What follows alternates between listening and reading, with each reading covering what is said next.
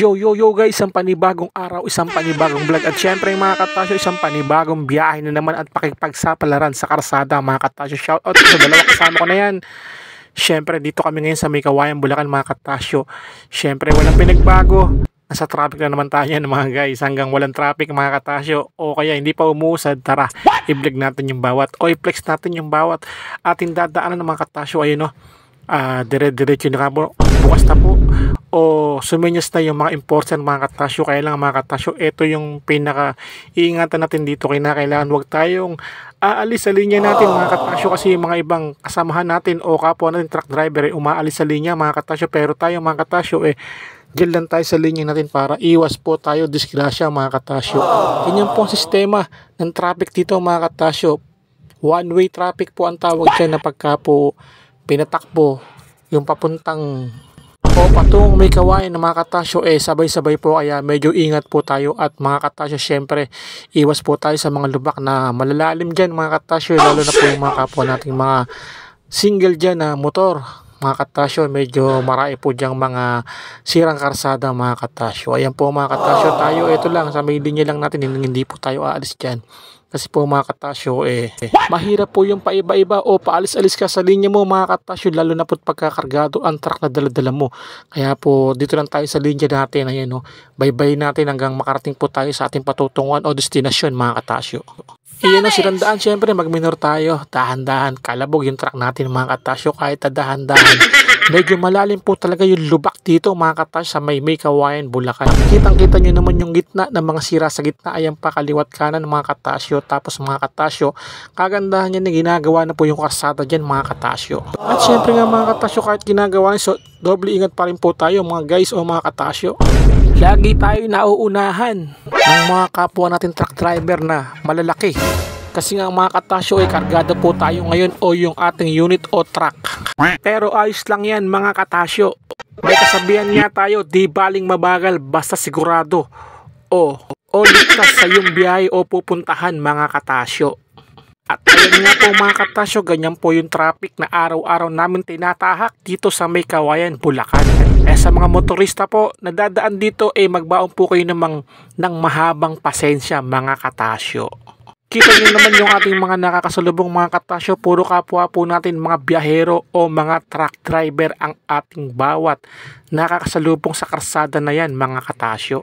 Mga biyaherong nagugutom, mga biyaherong nagtitiis mga katasyo sa init at tagal ng traffic mga katasyo. Tapos mga katasyo, kapag inabot ka pa ng truck ban, talaga namang mga katasyo, meron kang kaukulan na parusa, nahuhulihin ka talaga mga katasyo. Siyempre mga katasyo, sumunod tayo sa mga bawat rules ng ating mga binabiyahihang mga bayan para hindi po tayo mahuli mga katasyo. Ayan na naman mga katasyo, i-flex lang natin o, kitang-kita nyo yung bandang kaliwang karsada na talaga namang masama mga katasyo. Kasi nga mga katasyo, medyo malalim at medyo sira na rin yung karsada rito mga katasyo, kaya kailangan po natin na iba yung pag-iingat mga katasyo.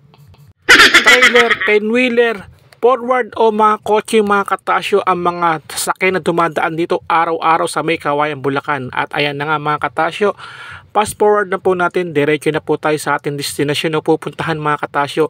Medyo nakaluwag-luwag na po tayo sa traffic. At syempre mga katasyo, flex ko lang uli mga katasyo yung ating dinadaanan dyan mga katasyo. Ayan sa may bandang kanan mga katasyo, yan po yung ginagawa nila. Syempre pagbigyan natin yung mga kapwa nating motorista na dalawang motor, baka mamaya mga katasyo, pag di natin pinagbigyan pagbigyan pa daw ng iba.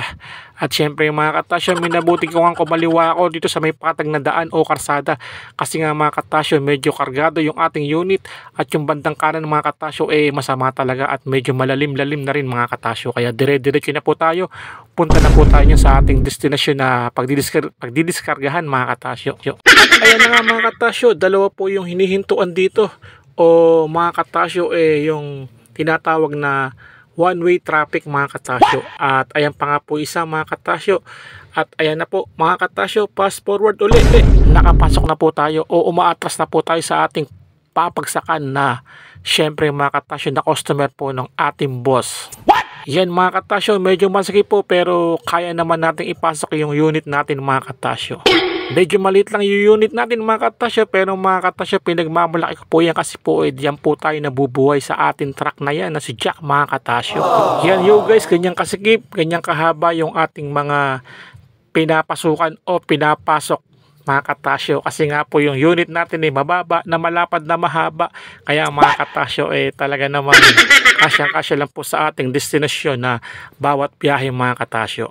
Siyempre flex ko lang po yung ating taga video man, ayan, nakari mga cameraman mga katasyo, yung ating pong helper na si siyempre mga katasyo si Ronald, ayan, magaling kang kupal ka. At yan po yan sa may Kawayan Bulacan mga katasyo, sa may bahay pare.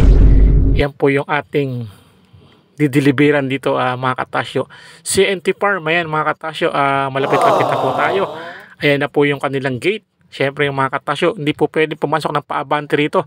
Mula po sa bungad at hanggang dyan po sa may dulo, puro paatras po mga katasyo yung ating pasok dyan, para po sigurado at walang sasabitan mga katasyo. Kasi nga po pag paabante ginawa natin, hindi po kakasyan mga katasyo, lalo po tayong mahihirapan. Siyempre hinto muna tayo. At siyempre mga katasyo, may nakaparada po sa loob. Ayan na nga. Yan yo guys, sa haba-haba rin ng ating natrasan o pinuntahan traffic. Ito na tayo mga katasyo, nakapwesto na tayo. Paano po mga katasyo, maraming salamat po sa pagsama at panonood sa aking vlog ngayong araw.